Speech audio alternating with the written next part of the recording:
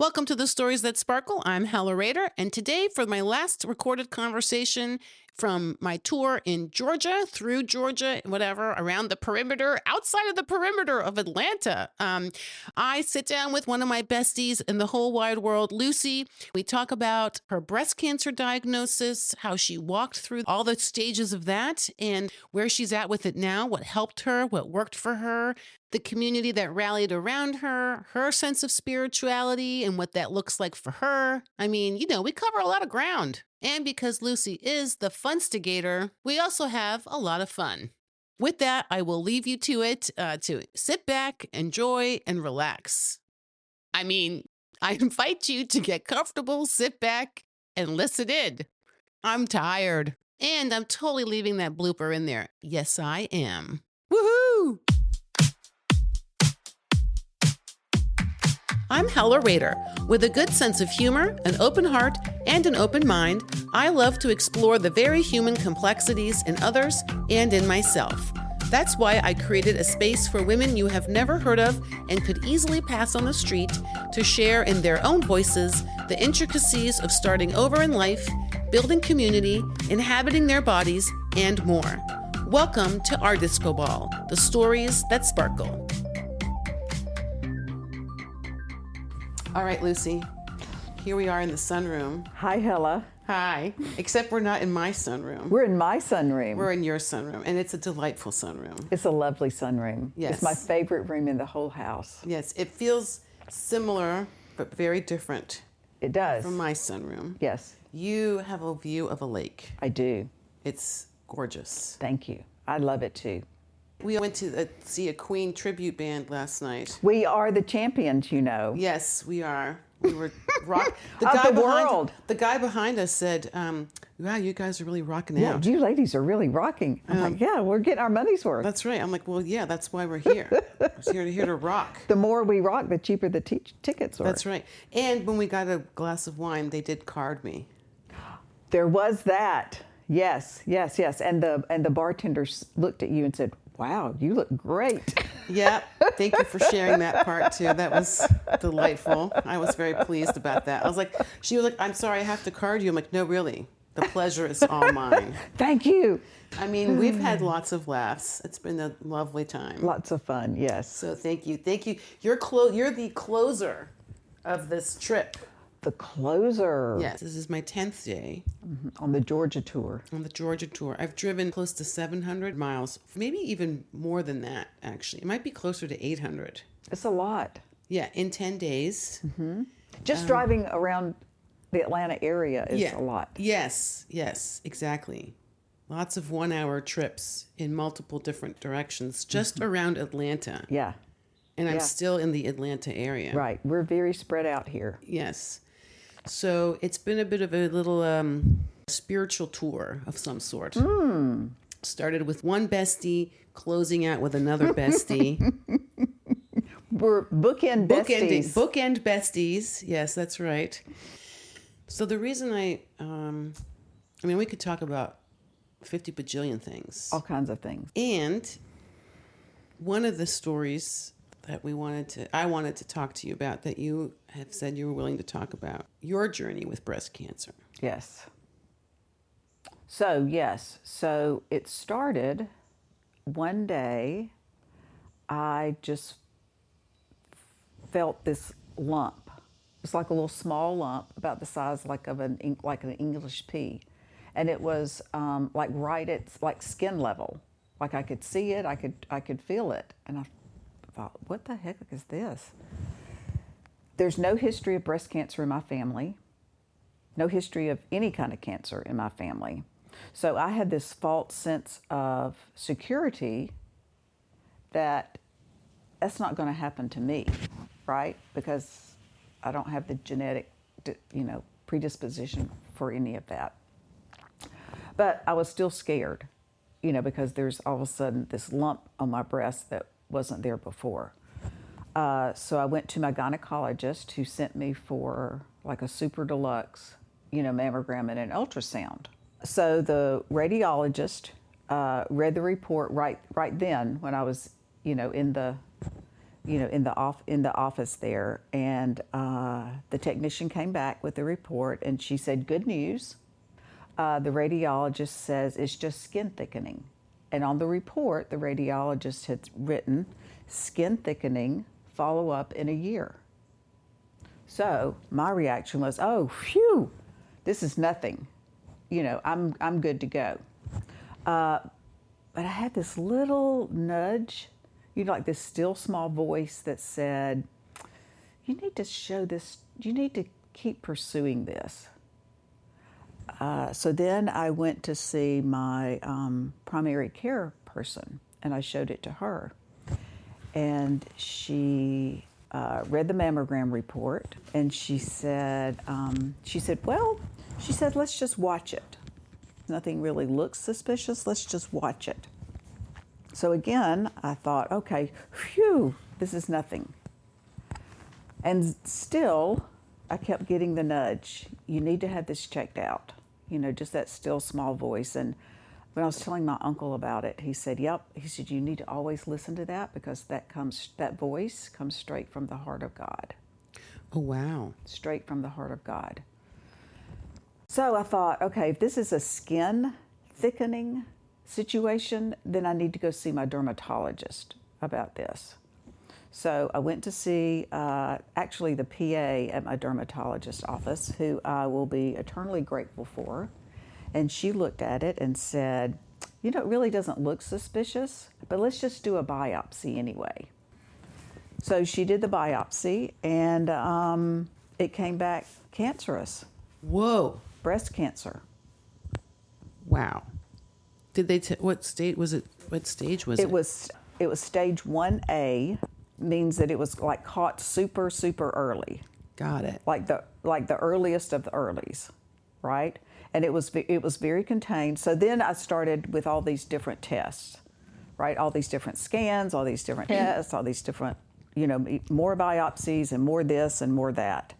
So it turned out that it was very, very contained. It was just that one little spot.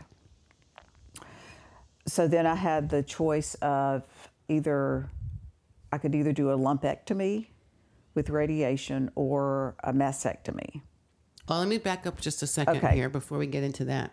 So you go in, you're basically disagreeing with a doctor and a radiologist. Right. The experts. Right. Two medical people. Right. So you're like, "Nah, I'm going to listen to my nudge." Coming straight from the heart of God, according to your uncle. I love this. I'm going to listen to that. I'm going to go somewhere else and get yet another eyeball on here. Right. That person also seems to have some sort of nudge, does a test.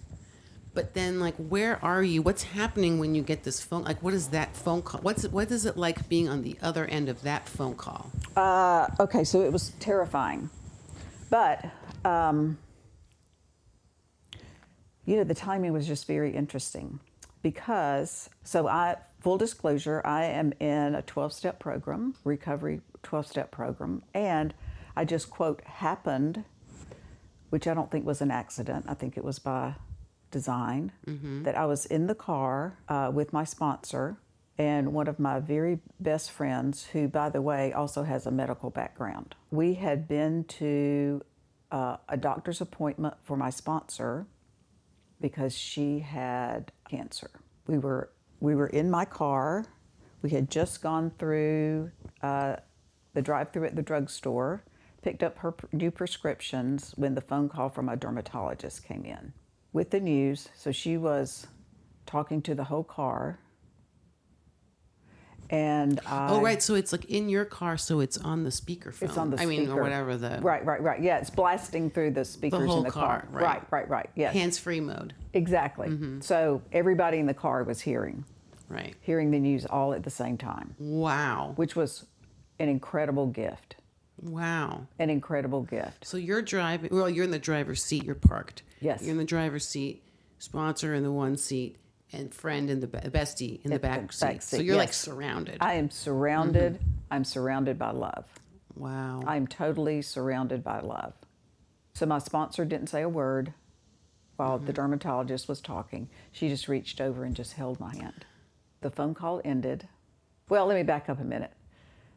So I was talking to Emily, she's actually the PA. She gave me the news. She said the report came back and said it's breast cancer. I'm like, oh shit, this can't be. I have no history of breast cancer in my family. I have no history of anything. I'm supposedly immune Right. from breast, Right. from breast cancer, right? Right. So that's what's happening in your head. This can't be happening to me. As you're hearing this voice over the car. Yes. Tell you this news. Yes. What's happening in your body? In my body, it felt like everything just like froze up. And I just had this just feeling of terror came over me. Just this feeling of terror. So you're feeling the terror, thoughts in your head, like trying to logic brain this, like can't be possible. Like, now what? Blah, blah, blah. Yeah. Meanwhile, just this person holding your hand. Right. Wow. And my friend in the back seat put her hand on my shoulder. Wow. They just instinctively knew to do that. Mm-hmm. Like that was more what you needed, more of that more than anything they would have said or not said. Exactly. At the end of the day. Right. Mm-hmm. Whew, it was very powerful. Mm-hmm. So Emily, she gave me, that, and I said, so what do I do now? What do I do now? I have no idea. What do I do with all this, with this news? And she said, well, you need to go see a breast surgeon and talk about your options. And I said, do you have a recommendation? And she said, well, it just so happens that I have a lump in my breast as well, and this is the surgeon that I'm going to go see. And I said, I would like her name and number, please. So my friend in the back seat wrote down her name and number, and this woman saved my life.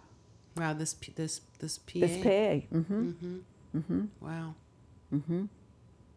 And on a follow-up visit with her, she and I were talking about it, and I said, Emily, you basically saved my life.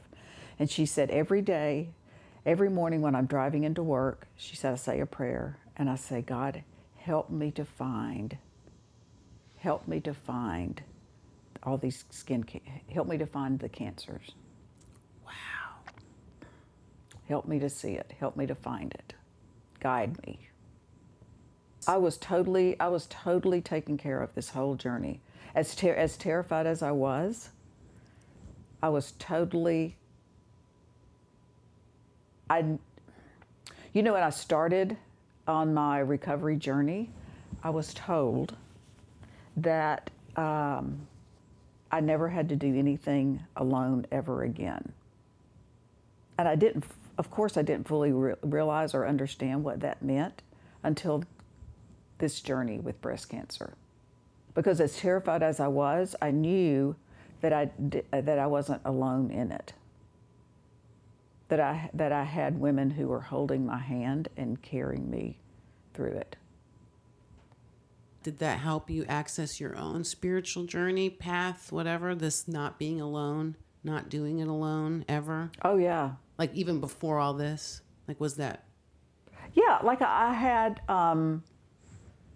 like moments of not ever having to do anything alone, right? Like my husband had been through prostate cancer, and we never had to be alone. Like there was one woman in my recovery group that every single week would drop off chocolate oatmeal cookies at the door. Like things like that. Just the incredible support and love. Right. And then now I'm getting to be on the receiving end. Wow, so what's that like? Ah. Because it's easy to be the giver of the thing. Oh, yes, but then to be the receiver, yeah, it was very humbling. It was, I don't think I realized how much I was loved until all the people showed up. I mean, like not all at the same time, but, like my family showed up at the hospital. All these incredible women, that I'm on the same spiritual journey with, came over. Like every other day and brought food and would come in and visit, would call me on the phone, would text me, how are you doing, what's today like. I think what really meant the most to me is when people came over and didn't just like drop off food and run, but actually came into the sunroom, sat down, and we just shared time together, and just visited. I think that's what meant the most to me. In those moments, did you want / need to talk about it, or did you want to talk about something else? Both. Both. Mm-hmm. Yes. Did you want people to ask you questions about it, or did you just want to have the space to talk or not talk? I just wanted to have the space to talk or not talk, and for people to not be afraid to ask me questions. Not to be so uncomfortable that they wouldn't be honest and open and just curious, about what was my experience, what was I going through, that they see me. Right. Mm-hmm. It felt like a level of intimacy. It felt like a language of the heart. It's a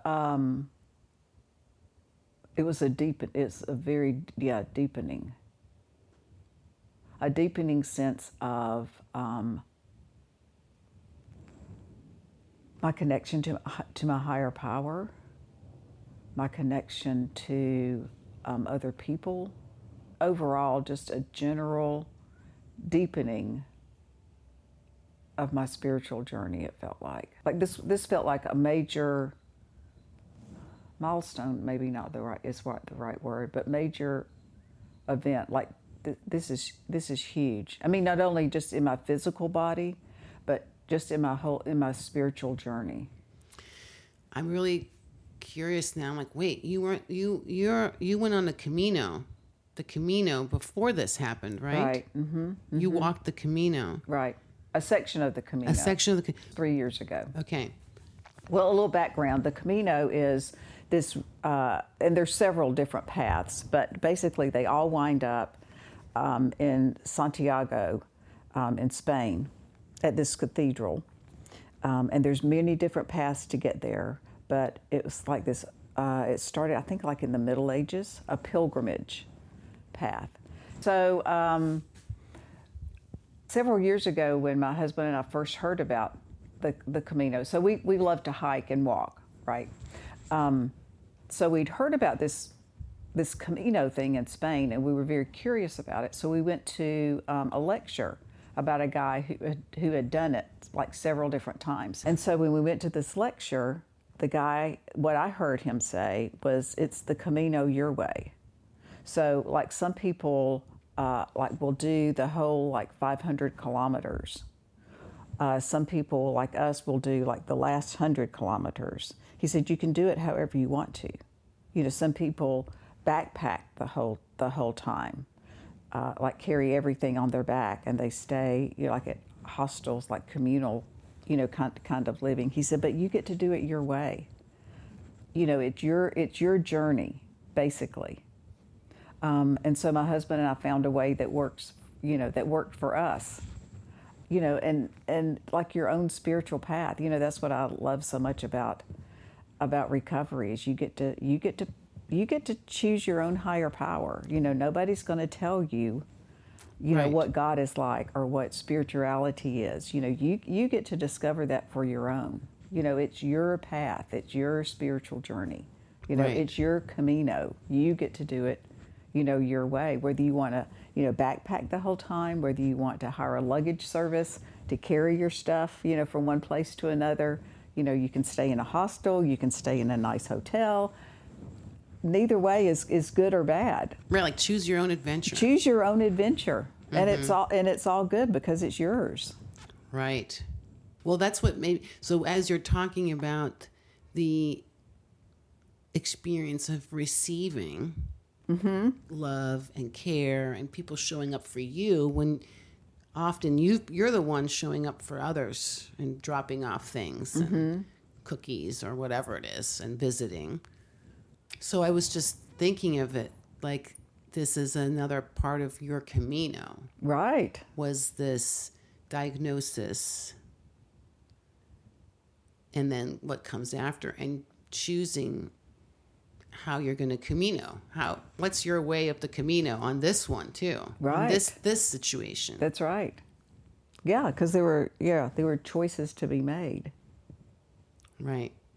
And another thing that I heard from the lecture that we went to was not only like it's the Camino your way, but the Camino will provide. Oh. So whatever your needs are along your journey will be provided. You know, you don't have to plan every single little thing to the nth degree or think about all the what ifs. The Camino will provide. So just a very small example of that is while, like on my Camino journey, one of the days I walked by this horse. And so I went over and I was petting the horse and I thought, oh, I wish I had something for the horse to eat. Well, out of nowhere, this woman appeared next to me. She was carrying an infant on her chest and she had a handful of carrots. She did not speak the same language that I speak, and she just handed me a carrot to feed to the horse. Wow. Yeah. So, I mean, there are tons of examples of that. Like while you're walking the Camino. While I'm walking the Camino. Mm-hmm. Yes. Like one time there was like one of the guys who was walking tripped and fell and like landed straight on his face and had a broken nose and all that. Well, it just so happened that he just happened to be surrounded by various medical people who didn't know him, but just happened to be at that particular spot at just the right time. And so he got the medical attention that he needed. So, you know, taking that back into like regular life, you know, the Camino will provide. And that was certainly my case, you know, along this whole breast cancer thing. You know, it was like, you know, the right people showed up, the right medical person showed up, the right food showed up, the right this, the right that showed up. Now, could you see all of that as you're going through it, or is that a hindsight thing? Both. I could see it as I was going through it. Like I knew. It's like, oh, okay, this is what they mean by you never have to be alone.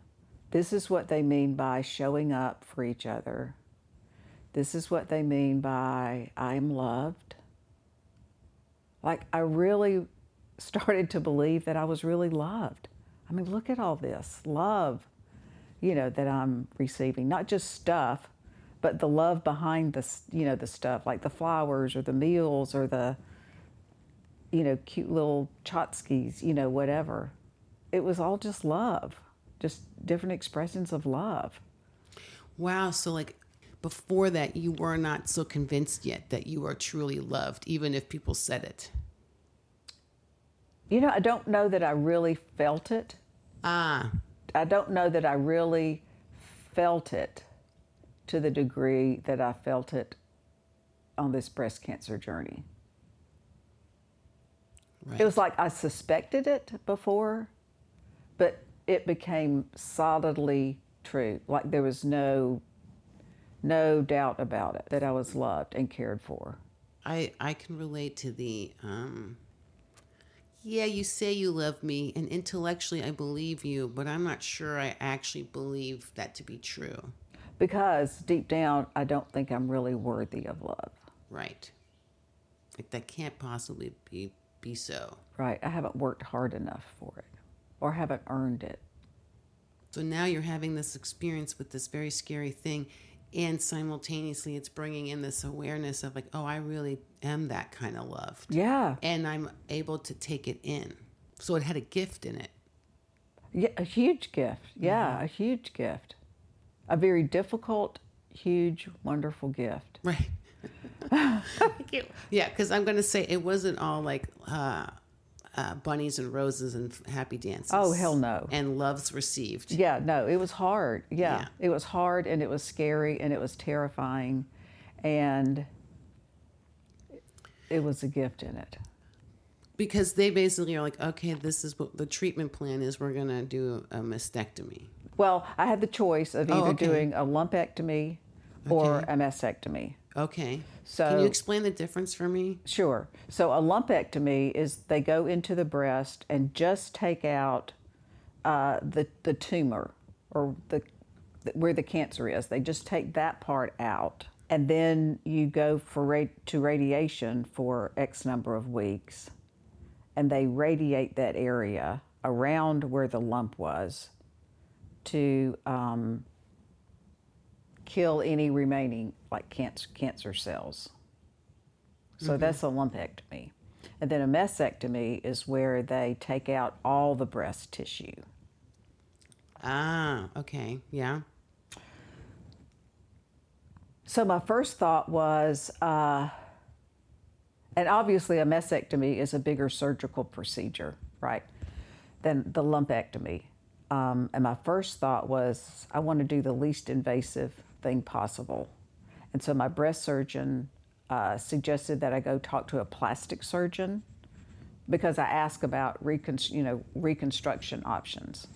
So I talked to the plastic surgeon, and I just prayed about it. I talked to people about it, and then I just decided, for two reasons, to do a mastectomy. Because number one, I wanted to make sure that if there were any lurking cancerous cells in my breast, I wanted them out. I wanted them gone. I wanted no chance of it coming back, basically. And the reconstruction options were better for me with a mastectomy. It was both for sense of like comfort and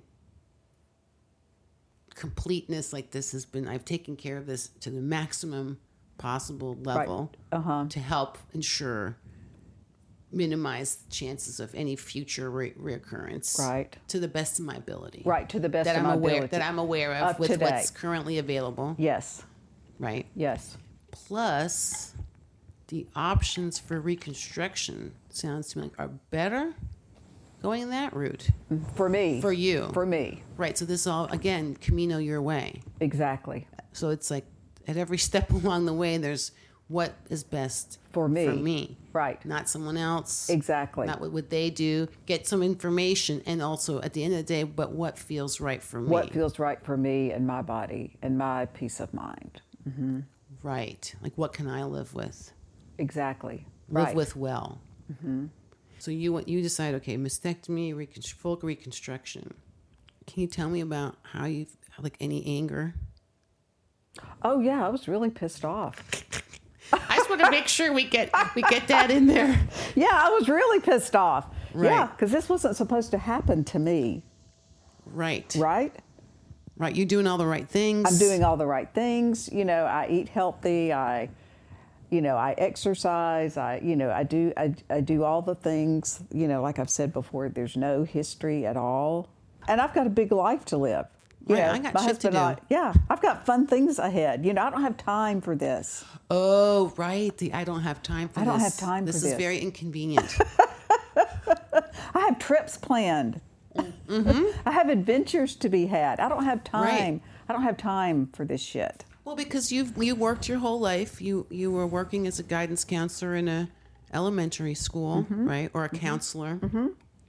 Because it's not really guidance counselor like it would be in a high school. Like it's a very different role. Right. It's a mental health / family crisis situation management, right? Right. Yep. Yeah.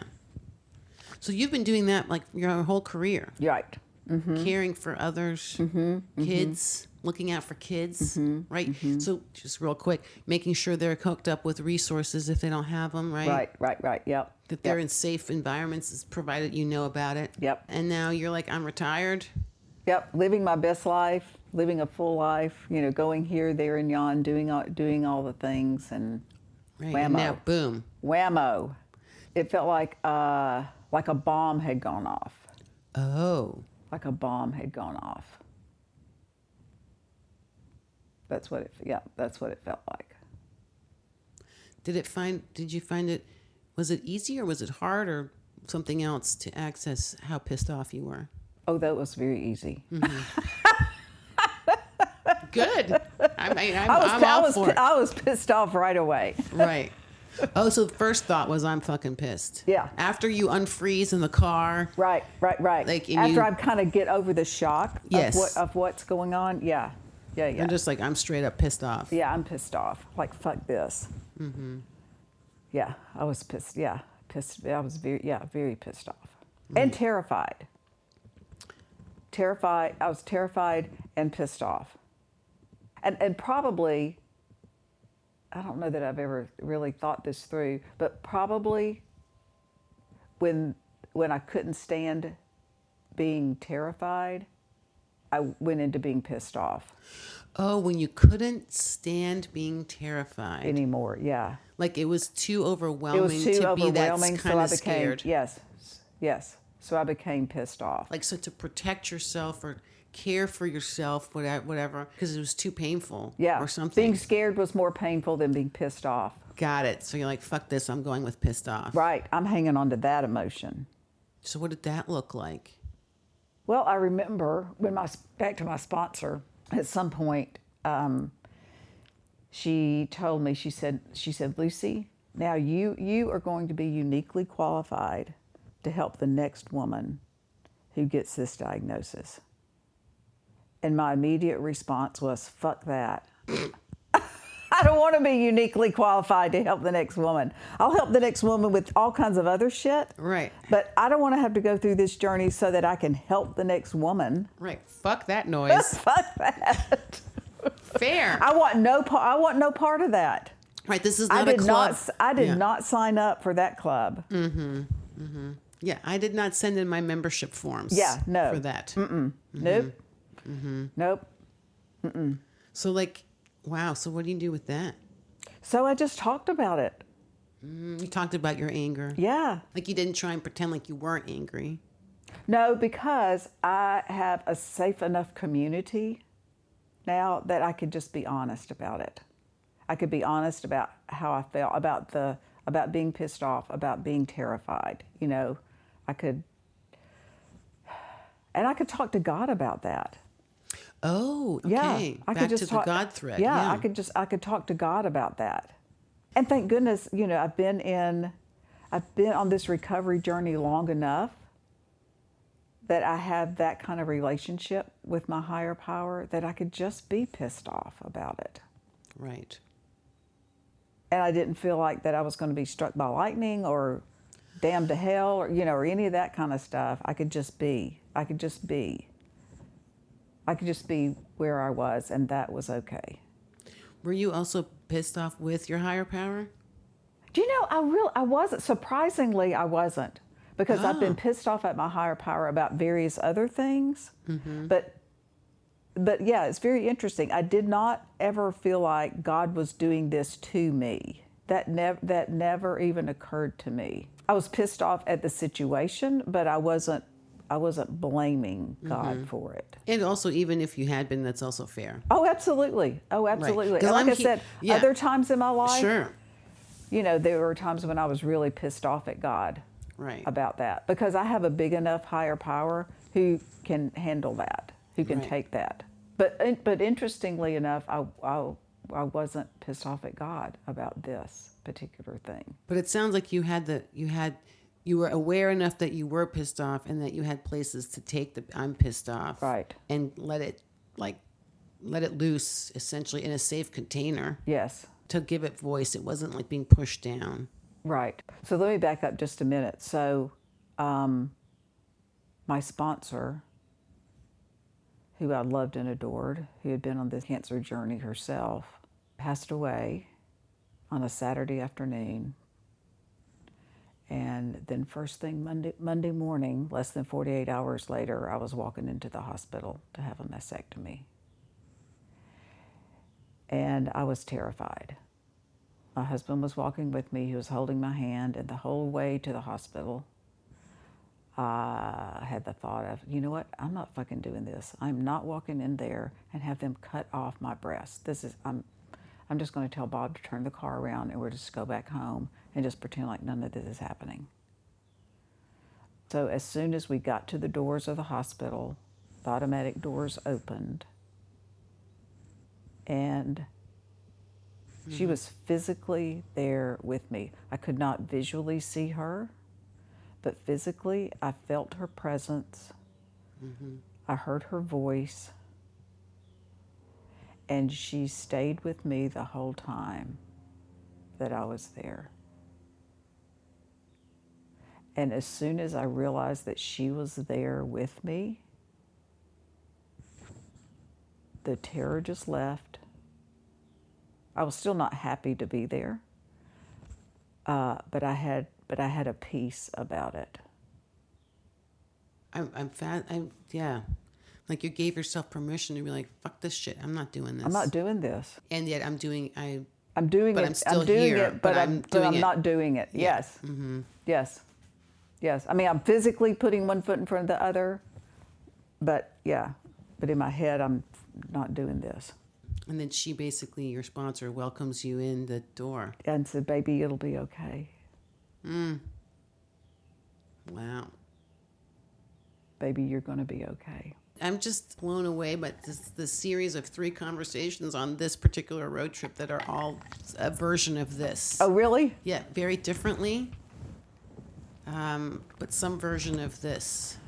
Interesting. Of a spiritual connectedness for different ways, different concepts, similar words. Oddly enough, like the word God makes an appearance consistently, and yet means different things to everybody, to each person so far. The Camino your way. The Camino your way. God your way. Yeah, God your way. Like do God your way. Yeah. And that's just a shorthand word. Like I call it still small voice or the universe or God, alternately all kinds of things, higher power, whatever. And I think that was a big thing for me. It was like, oh, I can Camino my way. Exactly. My Camino my way. Right. Right. My spiritual journey my way. What was like? So you mentioned, I'm not doing this. We're not taking my breast off. Fuck that noise. As you're driving to the hospital for that to be done. What was this piece of that like for you? Like, what was that journey? Because now there's this physical journey also. Oh, yeah. Like literally because they took my breast off. Yeah, a body part is being removed from you. Yeah. It was an amputation, it felt like. Right. You were then also dealing with reconstruction. Yeah, immediately, yeah. But it was a period of grief. Right. Because now part of my body was not there anymore. I mean, a version of it was being built up to be there again. Like they were basically making me, a new breast, through this reconstruction thing. But my breast, that I'd had my whole life was not there anymore. And it was a grief journey. I had to mourn that, which I didn't really expect that to happen. Can I ask, does that breast tissue, do you have sensation there like your other breast, or is it different? Does it feel different? No, it's different. Yeah, it's very different. Like some of the feeling has come back because it's been a little over a year. So some of the feeling has come back. But there are big areas that are still numb. Wow. And that will probably stay numb for, forever. Right. So also probably some grief there around, or had to go through some grief of that. Yeah. Yeah, I mean, like my body is visibly different than it was. How did you navigate that? Just acceptance, I think. Acceptance sometimes is just not real fun or easy, but it's just a process. And one of the suggestions that was given to me was to make a gratitude list. And there I shockingly discovered that there were a lot of things to be grateful for. Grateful that it was in that one small spot. That there was no, chemo that had to be had or radiation that had to be had, or, it hadn't spread anywhere. My lymph nodes were totally clear. there was a lot to be grateful for. You know, that I'm healthy. You know, that I could get back to, you know, hiking and walking and exercising and, you know, basically get back to where I was before. So did you make that gratitude list like along the way, or was it at a certain juncture that you were like, all right, I need to shift my pissed offness to something else? Was it part It of? kind of gradually morphed into doing that.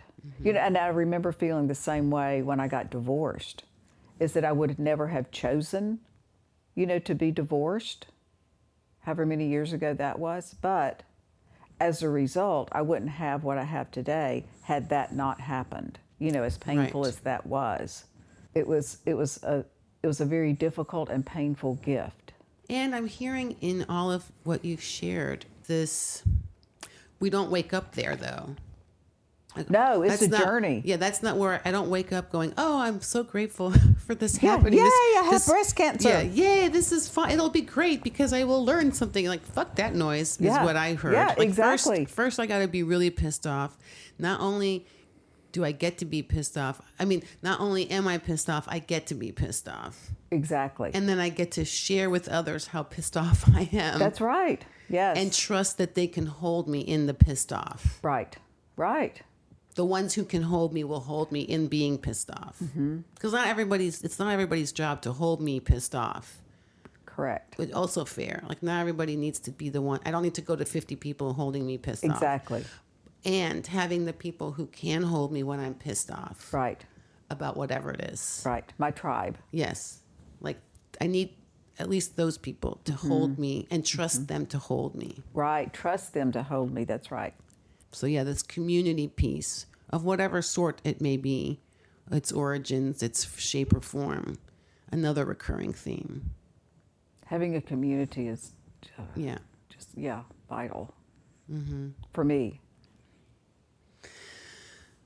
So what's next for you, Lucy? Because it's been over a year now, just about, since you've had the mastectomy. You've gone through the reconstruction surgery. You're adjusting and accepting your body as it is now, even though it's different. So what's next is in September, I'm going back to the Camino. Ooh! And my husband and I are going to walk another leg of the Camino. So we are going to, so last time we did like the last 100 or so kilometers. So we started in a little town named Soria.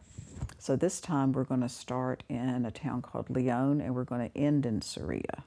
Oh, I like this. You're working backwards. We're working backwards. You're working backwards yet going forwards. This is actually delightful because I'm like, you could also start in the middle and walk the other way, but you're like, no, we're going to start. I love this. This is the Camino. It's like we're backing up so that we can move forward. I know, I love that, but isn't that how life goes?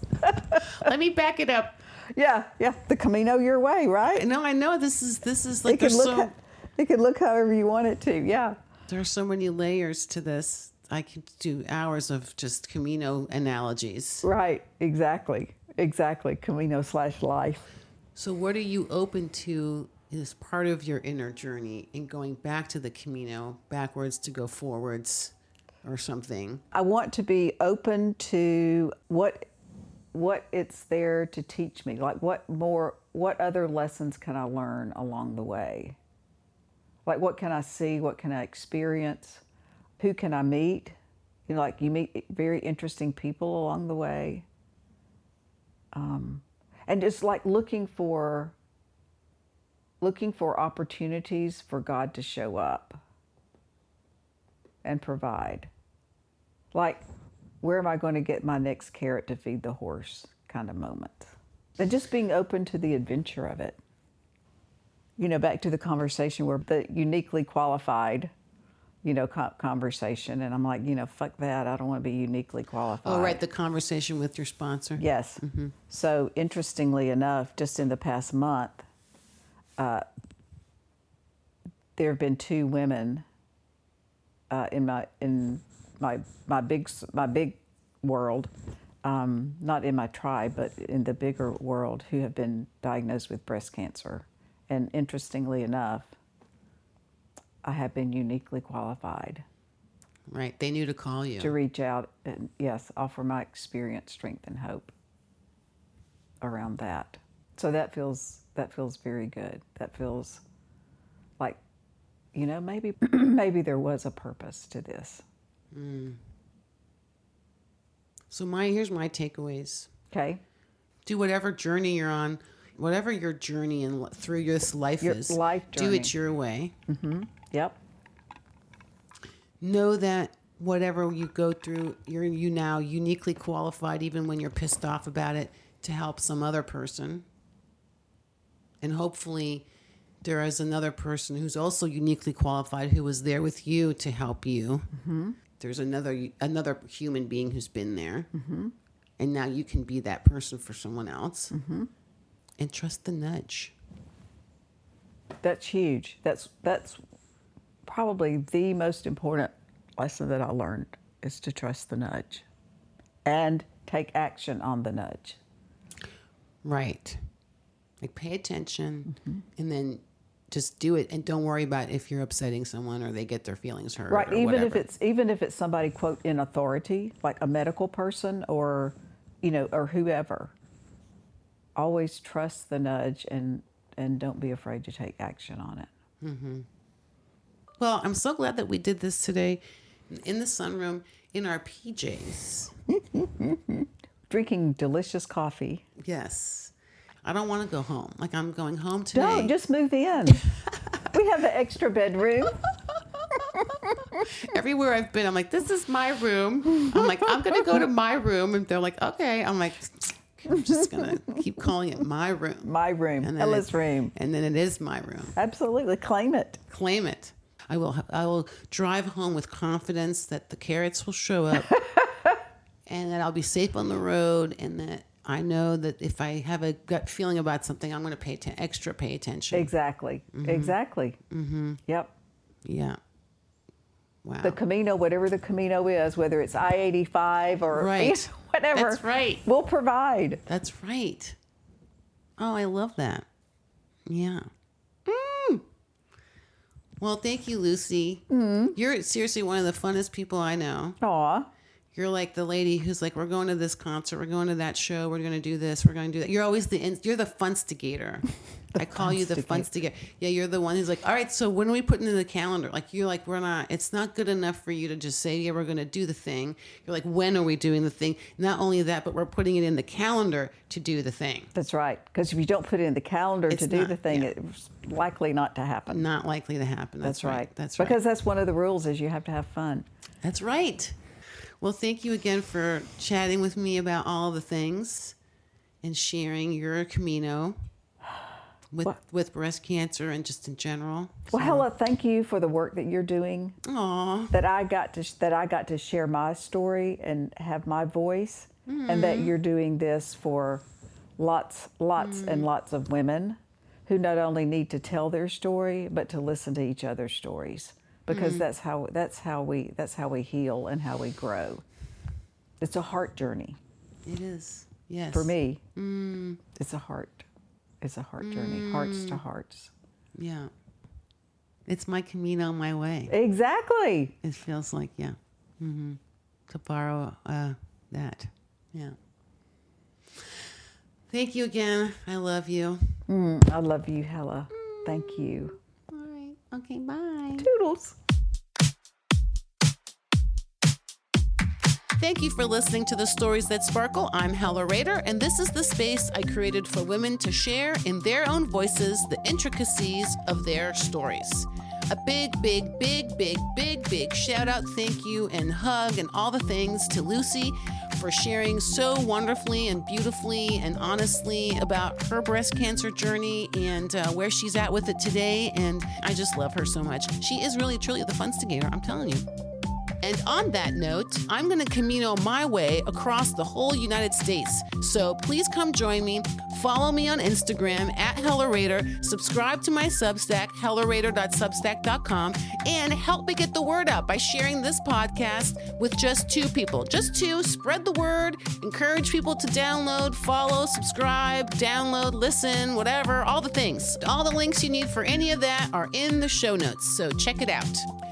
And finally, if you have a story you want to share, or if there's a topic you would like me to cover in an episode of this podcast, please send me a message to hellerator@substack.com, because together we bring light into dark places.